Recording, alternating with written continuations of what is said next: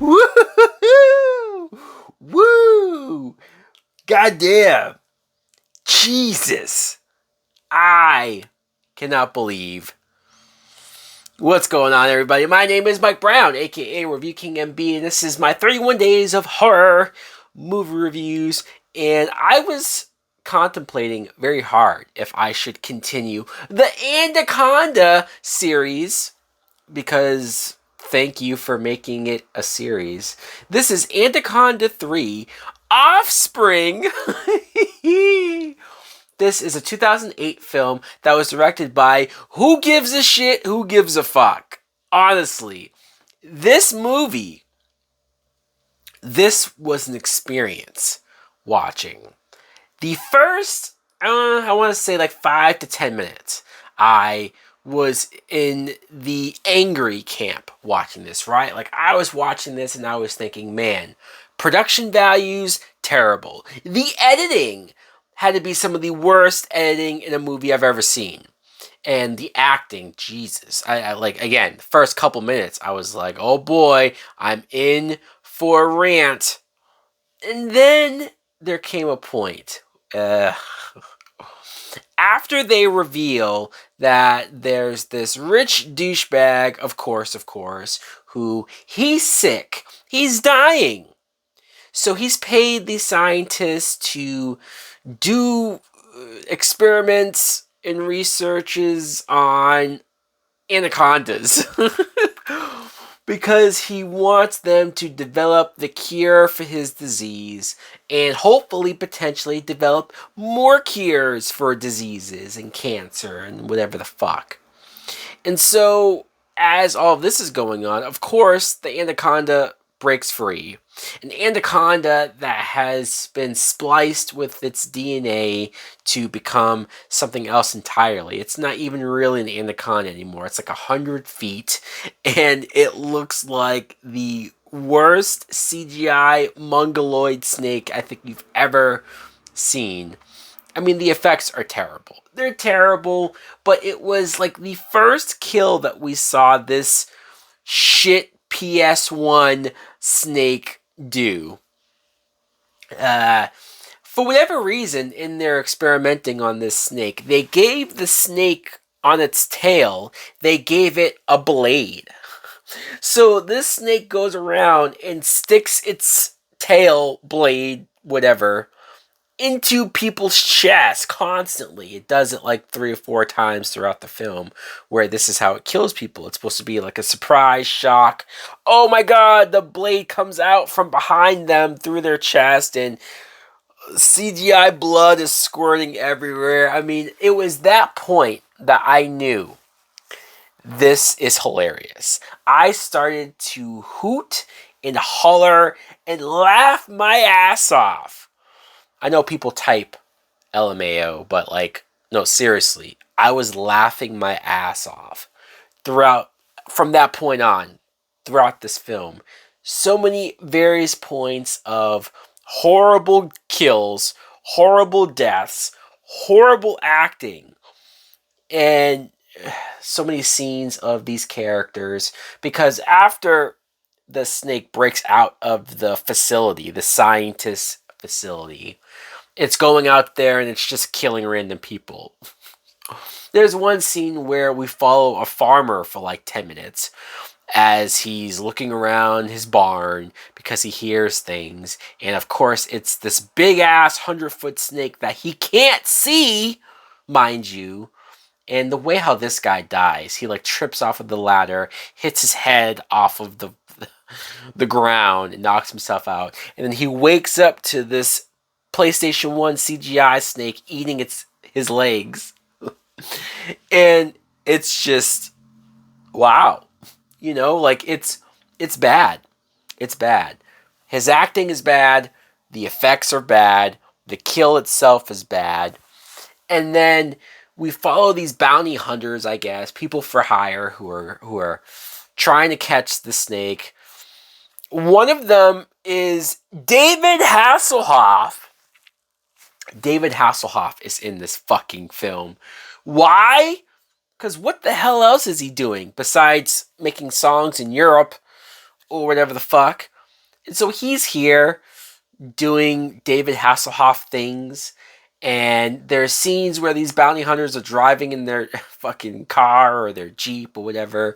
And the green screen for the outside of the woods, like in the car windows of them driving, it's so bad. It's so bad, the effect of them. It's like you guys couldn't even afford them actually driving in the woods. You had to have them in the green screen and the cheapest effects ever. Okay, fine. The main character is this character, Amanda, played by Crystal Allen. I think that's her name. And look, when I first saw her, I thought to myself, okay, a pretty blonde, but she's not really going to offer anything besides being attractive. And I'm not saying she's a great actress. I'm not. But when you look at the materials that she's working with, when you look at the environment that I'm sure she had to participate in, she gave a much better performance than I could have ever have asked of a female lead. If I was the director of this movie, I would kiss her ass. Well, I mean, I guess that's not the worst thing in the world. But I would constantly, every day, sing her praises for how much she's trying. How much she actually is pretending like this is a real film. How much she's actually trying to make something of this piece of shit film. So I give her props.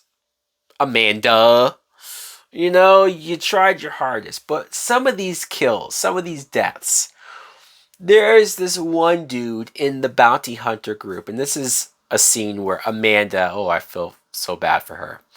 The guy gets, of course, bladed through the back, through his chest, CGI blood everywhere. It's like the third or fourth person that this has happened to.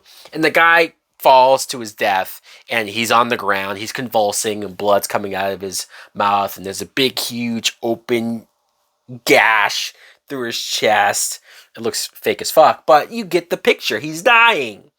And Amanda runs over to him, and she's trying to perform CPR. She's trying to revive him. She's yelling at the other guy, "I can save him!" And he's clearly fucking dead. Like, his eyes are open, and he's just laying there, blood fucking pouring out of his mouth, and his eyes are, he's not moving, and she's like still pumping at his chest, "I can save him! No, I can save him." And the other guy's like, "He's not breathing. He's dead." She's like, "No, don't give up." I'm like, the fuck? I couldn't help but laugh. So many dumb moments, so many dumb scenes like that where I don't know if they were trying to be serious. I don't know if they were trying to, or maybe they knew, right? Maybe they knew how shitty all of this was coming across. And then you get to the end, and it's revealed David Hasselhoff is the villain, or he's one of the villains. He's doing this all for the money, and he's trying to capture the snake. He's not trying to kill it. And it's this whole blah blah blah bullshit thing. And by the end of this movie, you wonder what was the point of all this. What was the point of all this? Is the Anaconda franchise really that lucrative? Is it worth enough money that they made this film and then made another one after this? Apparently. I mean, I guess I'm gonna continue to watch. As bad as this movie was, as shitty as this movie was, as horrible as this film is, I actually had a decent time watching it. I laughed, and I laughed some more. So, if you want to grade it on a curve, I'm going to say, hell, yeah, get drunk, do whatever you want to do, extracurricular activities, I'm not judging, and watch this film for a good time. But any more than that, come the fuck on. Anaconda 3, Offspring. A good hour of this movie went by, and I was wondering, why is this called Offspring? Or like, is there any, like, this is a genetically altered, experimented snake. It's not an offspring. And then you find out that it's pregnant, and it's gonna give birth to a bunch of snakes, and I'm like, oh. Of course it would do this horrible, shitty ass twist. Alright, anyways, I'm gonna get the fuck out of here because this movie, Jesus Christ. Let me know in the comments below if you have seen Anaconda, Offspring, or if you're like, really, dude, you're still watching these fucking films. Likewise, good point. Thanks for watching. Like, comment, subscribe. Later! These silent screams became a part of me. I'm moving past that. Please won't you free my soul? Can't hardly breathe in this society. I'm just a madman. Leave misery at home.